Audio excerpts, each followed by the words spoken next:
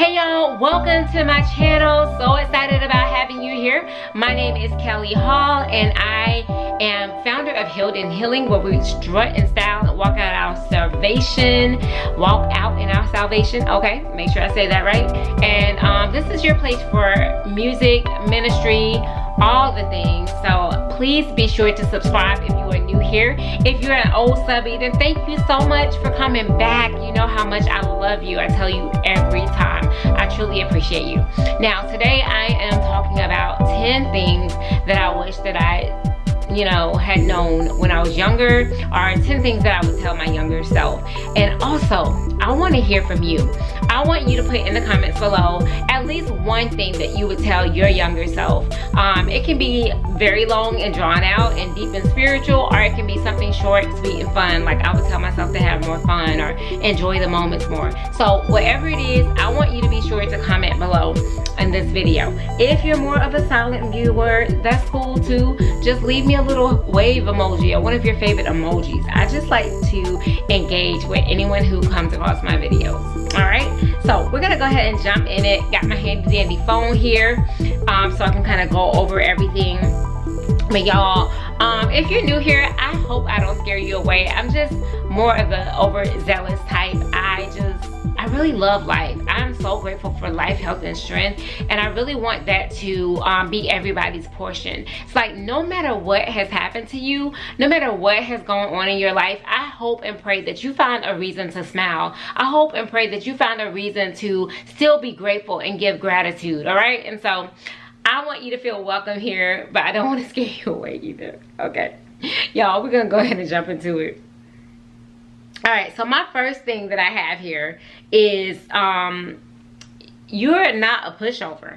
Y'all, I grew up when I was younger, honestly, just being a pushover. I was talking about how I had this situation where a friend did me wrong when I was younger, and how I just kind of accepted it. I sat in it. I had to live and deal with it without speaking up, without using my voice. And so I just want to remind myself to never, I would have reminded myself then, or to tell my younger self, never be so nice that you allow people to treat you any kind of way. And I know that kindness is in your nature, but don't be a pushover, because being a pushover is not it, okay? So that's the first thing I would tell my younger self, is that you are not a pushover. All right, number 2. You are beautiful. Skinny does not equal ugly, and it does not equal unhealthy.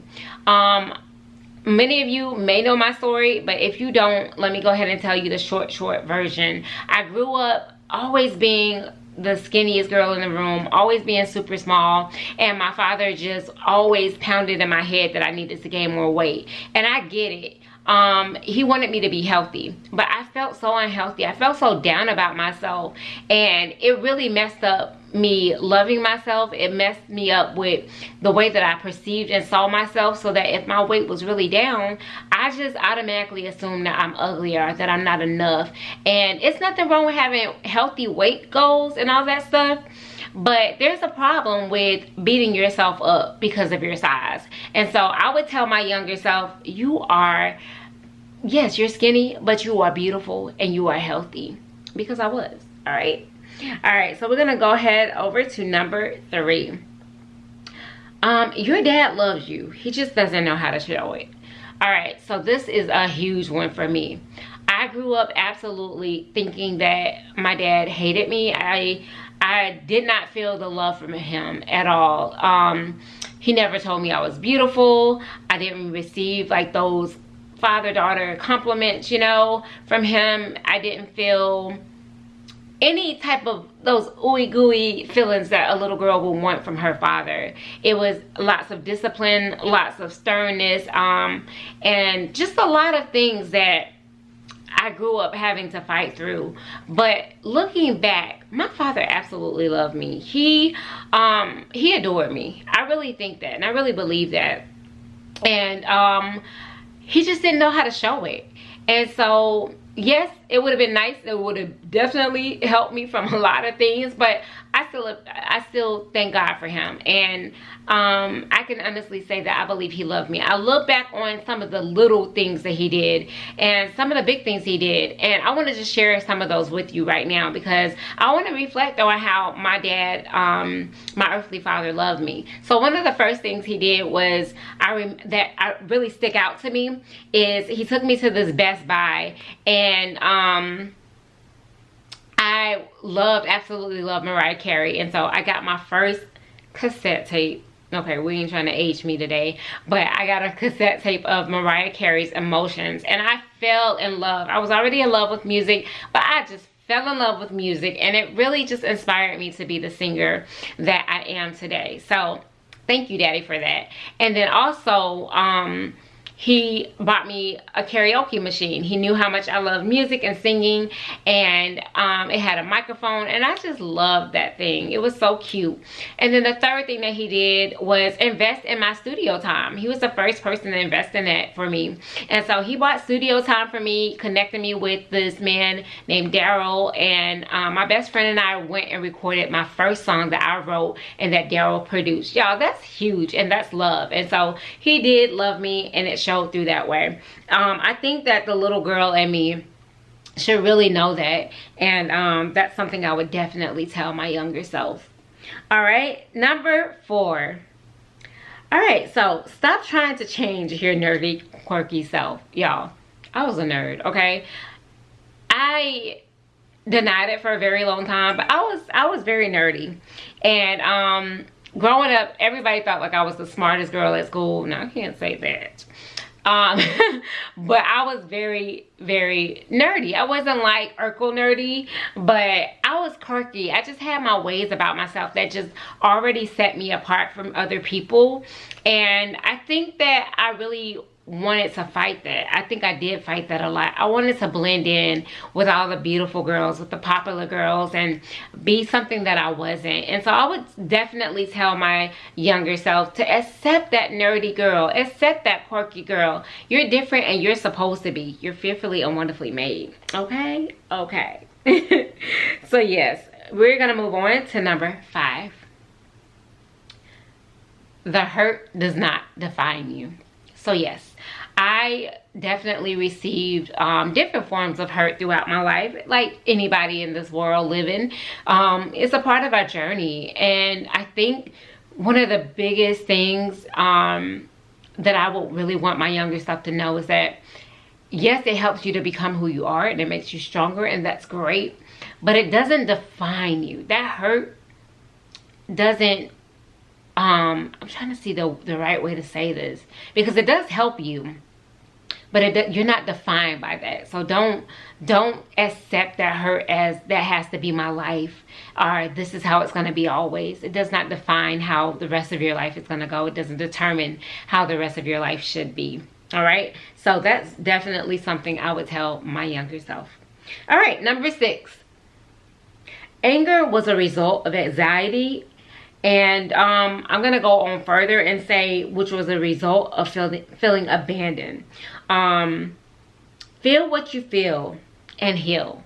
So everything causes a reaction in your life. And at those times of feeling angry, I didn't know what to do with it.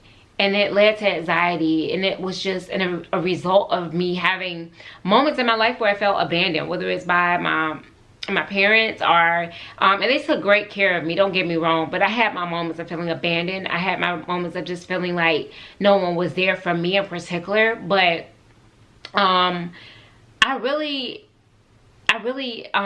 would tell myself to feel what I feel, communicate that with those people, so that I don't hold or harbor any type of anger towards those people, because I feel like a lot of my young adulthood angry times and anxious times were a result of feeling some type of abandonment when I was younger. Let me also just put it out there that my mom did an amazing job with me. She was present, very present in my life. She led me to Christ. She is the one and the reason why I have the relationship that I do now. If I didn't have such a faithful, strong mom, y'all, I would not be strong in the faith as I am now. Like, I give my kids credit and the Lord used them as well, but I wouldn't have that foundation without my mom and her foundation. So thank you, Mama. I greatly appreciate your strength, your dignity, and your faith in the Lord, because it helped me. So number 7.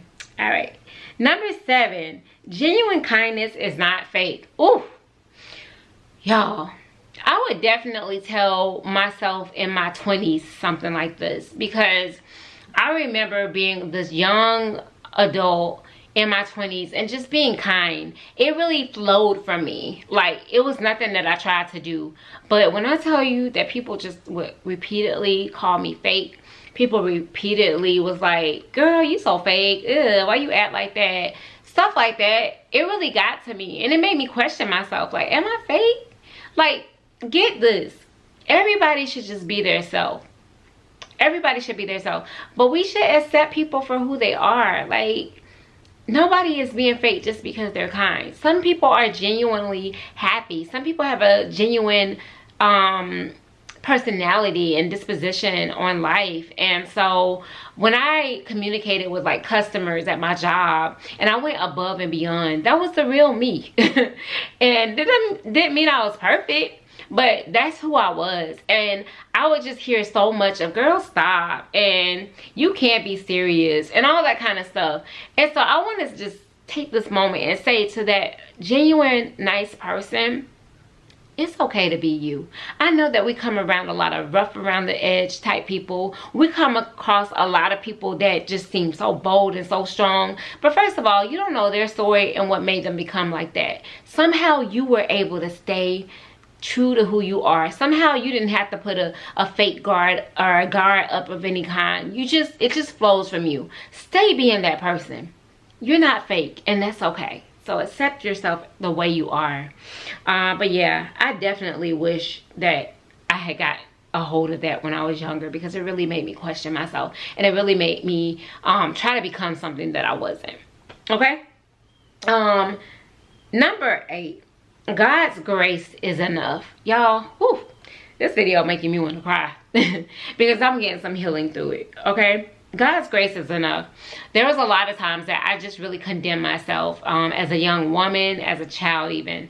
And I just want to let you know, and this is something I would tell my younger self, God's grace is enough. It's all you need. You don't need the approval of man. You don't need the approval of people. People will put titles on you. People will say that you're a sinner and that you can't change. People will say that you are this and that you are that. But God's grace is enough. Accept the grace of God and walk it out. All right? That's all I got for that one. And then number 9, what I would tell my younger self is, you will win in the end. Like, you may have your moments of feeling like a failure. You're gifted and you are a dreamer, and you just feel like maybe it's not going to happen for me. No, you're going to win in the end. You are a winner now. You're a winner when you were 10. You were a winner when you were a baby. You're a winner in your 20s and now in your 30s. You're a winner. You win in the end, and this ain't the end. Okay? Okay.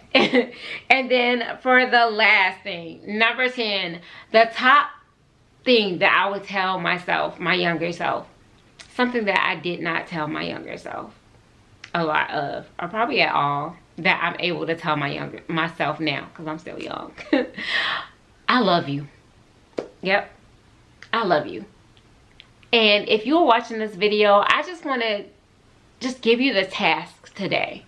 Look in the mirror. After this video, look in the mirror and just tell yourself that. It don't have to be anything else, but just show yourself some love today. And then get to know the Creator so that you can truly love yourself even more and even better. But start there. Tell yourself, I love you. So yeah, that's all I got. I pray that this video was a blessing to you as it was a blessing to me, okay? Gosh, y'all, there's nothing that you can't overcome.